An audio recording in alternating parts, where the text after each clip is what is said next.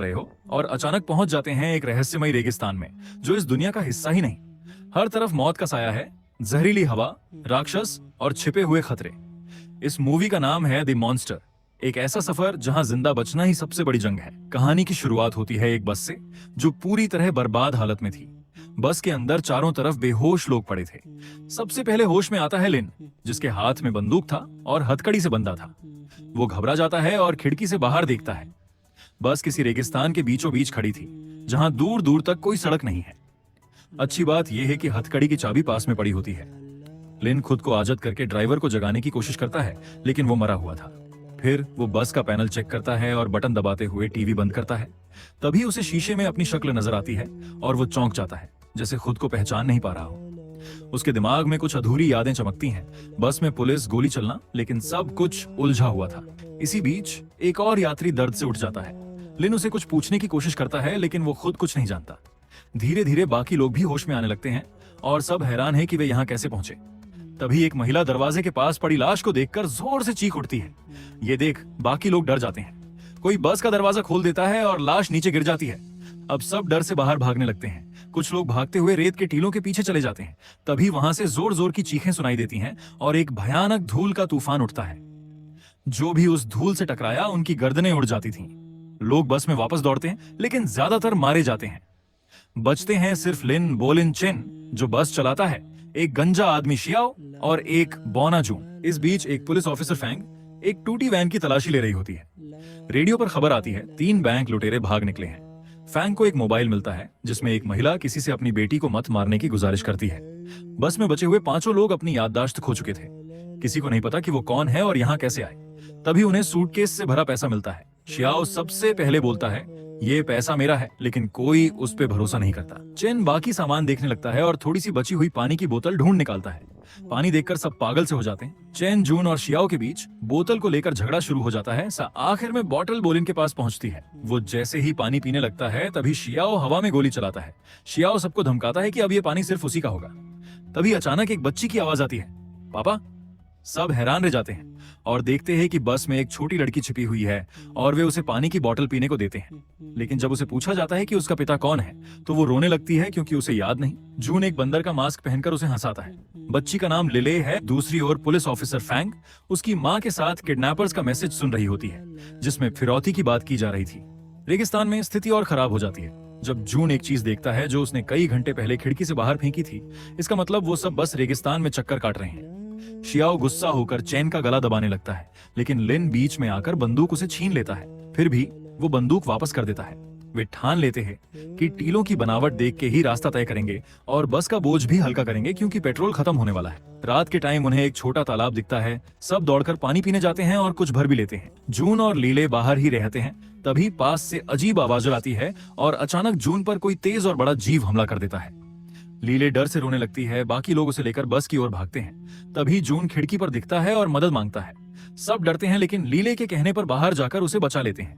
वापस आते वक्त एक डरावना राक्षस लिन पर झपटता है, लेकिन शियाओ गोली मारकर उसे भगा देता है। घायल जून अभी भी अपनी बुद्ध वाली सोच पे भरोसा रखता था। वो लीले को समझाता है कि बुराई 3 रूप में आती है, हवा, पानी और आग। अब तक तो धूल और पानी वाला झमेला झेल चुके हैं, मतलब अब आग की बारी है। चेन बताता है कि पेट्रोल अब पूरी तरह खत्म हो चुका था। लिन सुझाव देता है कि रात बस में ही बितानी चाहिए, बारी बारी से पहरा देते हुए। बस के अंदर लीले पूरी तरह जागी हुई है। वो पानी पीने से मना कर देती है और कहती है कि उसे बचाकर रखना चाहिए ताकि अगर जून को प्यास लगे तो वो पी सके। लिन अभी अपने टूटे फूटे यादों से परेशान है। वो लीले से पूछता है कि क्या उसे कुछ याद आ रहा है, लेकिन वो कहती है कि कुछ भी याद नहीं। इसी बीच बिना किसी के ध्यान दिए रेगिस्तान के बीचों बीच एक चमकता हुआ गोल चक्र दिखाई देता है, जैसे कोई रहस्यमयी पोर्टल हो। लेकिन कुछ सेकंड बाद वो गायब हो जाता है। अगले दिन लीले की माँ फिरौती देने तय जगह पर पहुंचती है, लेकिन कोई भी वहां नहीं आता। पुलिस पास ही छिपी होती है और तभी एक फोन कॉल आता है। कॉल करने वाला कहता है कि डील अभी के लिए कैंसिल है। उधर रेगिस्तान में बचे हुए लोग महसूस करते हैं कि रात बहुत छोटी थी। सिर्फ 3 घंटे में ही सूरज उग गया। लीले चुपचाप सबकी नजरों से बचकर दूर रेत में गिरा कोई अजीब सामान देखने निकल जाती है। वो देखती है कि वहां एक खतरे का बोर्ड लगा हुआ था। जब बाकियों को उसकी गैर मौजूदगी का एहसास होता है तो वे उसे ढूंढने लगते हैं। तभी लिन सबको चुप रहने को कहता है और सभी को फिर से उस घातक हवा की आवाज सुनाई देती है। शियाओ घबराकर लेले के पास भागता है, लेकिन गलती से उसका पैर एक बॉम्ब पर पड़ जाता है और जोरदार धमाका से वो उठ जाता है, लेकिन शियाओ जिंदा बच जाता है। हालांकि वो बुरी तरह जख्मी हो चुका था। अब दिक्कत यह है कि लिले भी एक और बॉम्ब पर खड़ी थी और जहरीली धूल की आंधी तेजी से उनकी ओर बढ़ रही थी। लिन पूरी सावधानी से चाकू को बॉम्ब और लीले के जूते के बीच डालकर उसका पैर धीरे से उठवाता है। तभी जून लीले को उठाकर बस की ओर भागता है और लिन चाकू पकड़े रह जाता है। आखिर में जब आंधी बहुत पास आ जाती है, लिन चाकू छोड़ देता है और बॉम्ब फूटता नहीं। फिर लिन बस की ओर भाग रहा था, लेकिन आंधी आ चुकी थी। लीले डर से रोने लगती है कि लिन बस में नहीं है। फिर सब देखते हैं कि लिन समय रहते बस के सामान वाले हिस्से में छिप गया था। तभी लिन को कुछ दिखाई देता है। वो कहता है कि सामने टीले के पार कुछ है, शायद कोई मदद मिल सके। दूसरी तरफ फैंग अब भी लीले की माँ के साथ थी। उसकी माँ बताती है कि वो विधवा है और लीले को कभी सच बता नहीं पाई। उसने झूठ बोल दिया कि उसके पिता एक जल सैनिक थे जो एक दिन उसके बर्थडे पर जरूर आएंगे, लेकिन लीले के 8वें जन्मदिन पर भी वो नहीं आए, जिससे वो बहुत दुखी हो गई और अपने पापा को ढूंढने घर से भाग निकली। तभी उसका किडनैप हो गया। इसी दौरान एक पुलिस ऑफिसर फैंग को बताता है कि उन्हें एक अहम जानकारी मिली है। उधर लीले और उसके नए दोस्त रेगिस्तान पार कर एक अजीब सी जगह की ओर बढ़ रहे हैं, जो किसी गुप्त ठिकाने का प्रवेश द्वार लगता है। रास्ते में उन्हें कई कंकाल दिखाई देते हैं। जब वे अंदर तक पहुंचते हैं, उन्हें अंदर एक ब्रिटिश झंडा और कई पुराने धूल भरे हथियार मिलते हैं। मोबाइल की रोशनी से वे एक दीवार में बने होल की जांच करते हैं। तभी लिन उन्हें एक कोने में कैंड फूड का स्टॉक दिखाता है। सभी भूखे लोग बहुत खुश हो जाते हैं। चैन खाना मुंह में डालते ही थूक देता है और बोलिन डिब्बे की तारीख देखकर चौंक जाता है। वो साल 1915 का है। लिन को यह देखकर ज्यादा हैरानी नहीं होती, क्योंकि उसने पहले ही नोट किया था कि वहां के हथियार और यूनिफॉर्म बहुत पुराने हैं और वो सब चाइना के नहीं लगते। बोलिन डर जाता है कि कहीं वे किसी और देश में तो नहीं है और सोचता है कि पुरानी सेना कभी भी लौट सकती है। लेकिन बाकी लोग तय करते हैं कि वे फिलहाल यहीं ठिकाने में रहेंगे। थोड़ी देर बाद चेन को पेट्रोल का डिब्बा मिल जाता है और वो लिन और बोलिन के साथ बस में भरने चला जाता है। जून, शियाओ और लीले बंकर में ही रहते हैं। तभी उन्हें कोई अजीब आवाज सुनाई देती है और वे डर जाते हैं। उधर लिन बस के पहिए के पास खुदाई कर रहा होता है, क्योंकि बस फंस गई थी। अचानक उसे एक पुराना सैनिकों का हेलमेट और डायरी समेत कुछ चीजें मिलती हैं। बोलिन, जो दूसरी भाषाएं पढ़ सकता है, डायरी पढ़ने लगता है। उसमें लिखा है कि एक सैनिकों की टुकड़ी युद्ध में जा रही थी, तभी उन्हें एक गहरी धुंध ने घेर लिया। जब धुंध हटी तो वे खुद को एक अनजान रेगिस्तान में पाए। उन्हें लगभग 1 महीने बाद ही अपनी यादें लौटी। सैनिक ने लिखा कि वो रेगिस्तान में जो हुआ वो धरती का नहीं था। उधर बंकर में लेले, शियाओ और जुन चुपचाप बैठे हैं, क्योंकि आवाज एक राक्षसी जानवर की थी। जून समझ जाता है कि छिपे रहना काफी नहीं होगा और वो हथियार उठाकर उस पर हमला कर देता है, जिससे वो राक्षस भाग जाता है। अभी भी डायरी पढ़ते हुए बोलिन कहता है कि सैनिकों ने वापसी का रास्ता भी खोज लिया था, एक पोर्टल जो रेगिस्तान में कभी कभी खुलता है। तीनों ये सब समझ ही रहे थे कि अचानक बस की छत पर एक जोर की आवाज होती है।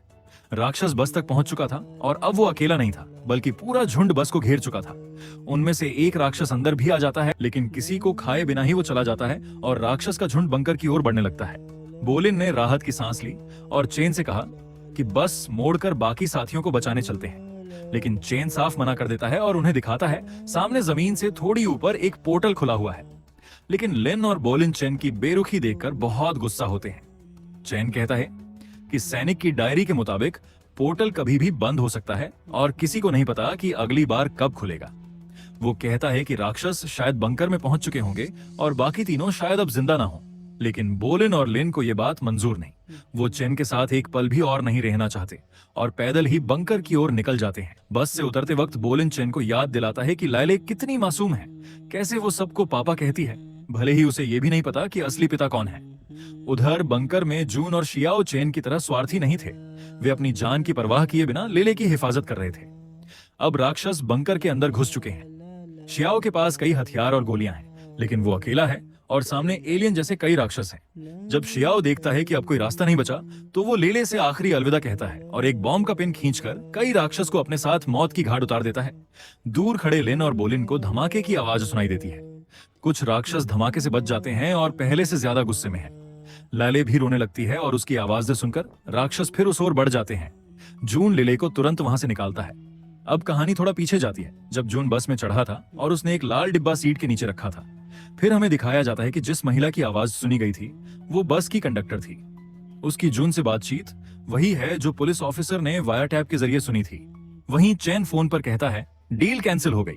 जब फोन कटता है तो लीले पूछती है पापा का घर कब आएगा।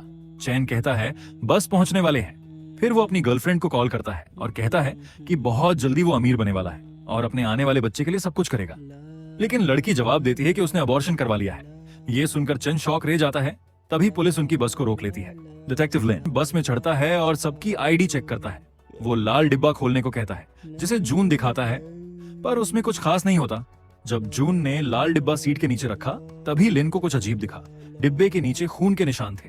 उसे लगा कुछ गड़बड़ है, खासकर उस पैसेंजर को देखकर जो शियाओ के बगल में बैठा था।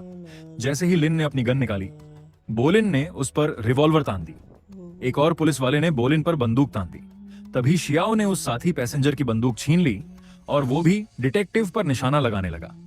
बोलिन ने एक बेकसूर पैसेंजर को गोली मार दी ताकि सबको समझ आ जाए कि वो मजाक नहीं कर रहा। बाकी ऑफिसर डरकर घायल आदमी को बस से नीचे ले गए।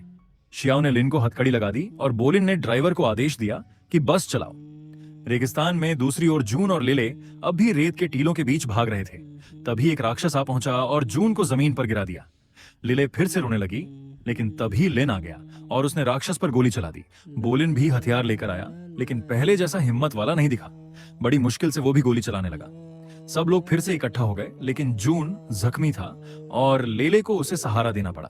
अब गोलियां खत्म हो चुकी थीं, जबकि 3 राक्षस अभी भी जिंदा थे और हमला करने को तैयार। बोलिन और लिन लड़ाई को तैयार होने लगे, लेकिन तभी बस आकर एक राक्षस को कुचल देती है। चैन पश्चाताप के बाद वापस लौट आया था।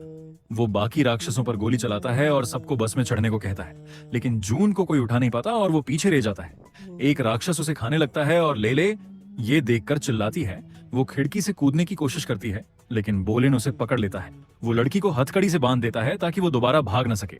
अब कहानी एक फ्लैशबैक में जाती है। असल में पुलिस जिन अपराधियों का पीछा कर रही थी वे हैं शियाओ, बोलिन और तीसरा साथी जिसे बैंक लूट के दौरान चोट लगी थी। तीनों ने उसी दिन बैंक लूटा था और अब बस में भाग रहे थे। लेले और उसका अपहरणकर्ता चेन उसी बस में थे। बोलिन ने चेन को बंधक बना लिया और बस के दरवाजे से लटका दिया ताकि पुलिस पीछा छोड़ दे। एक गाड़ी पीछे हट जाती है, लेकिन लिन मौके का फायदा उठाकर खुद को छुड़ा लेता है और बोलिन से भिड़ जाता है। गन चलती है और तीसरा लुटेरा गोलियों का शिकार होकर बस के दरवाजे पर मर जाता है। जैसे ही बस तेजी से सुरंग की ओर बढ़ रही थी, अंदर सब कुछ हिलने डुलने लगता है। सभी को भयानक सिरदर्द होने लगता है। वर्तमान में चेन बस को पूरी रफ्तार से चला रहा है और लिन अभी भी राक्षसों से लड़ रहा है। तभी एक राक्षस बस पर चढ़ जाता है और खिड़की से अपना पंजा अंदर डालकर लीले का कंधा पकड़ लेता है। वो हथकड़ी में बंधी होने के कारण भाग नहीं पाती। ऐसे में बोलिन उसकी जगह सामने आता है और राक्षस उसे पकड़कर बस से बाहर खींच लेता है। लिन लिले को शांत करने की कोशिश करता है और चेन से कहता है कि बस रोको ताकि बोलिन को बचाया जा सके, लेकिन चेन चिल्लाता है कि अगर अभी बस रोकी तो सब मारे जाएंगे।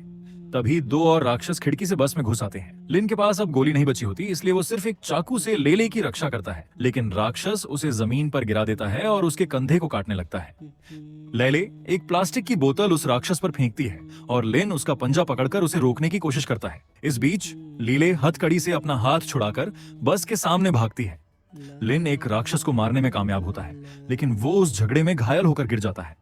अब लेले और दूसरे राक्षस के बीच कोई नहीं बचा।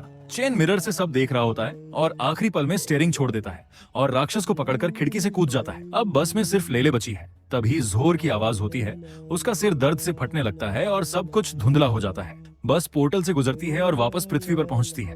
पुलिस अब भी टनल के बाहर इंतजार कर रही होती है और बस टनल से बाहर निकलती है, जिसमें से सिर्फ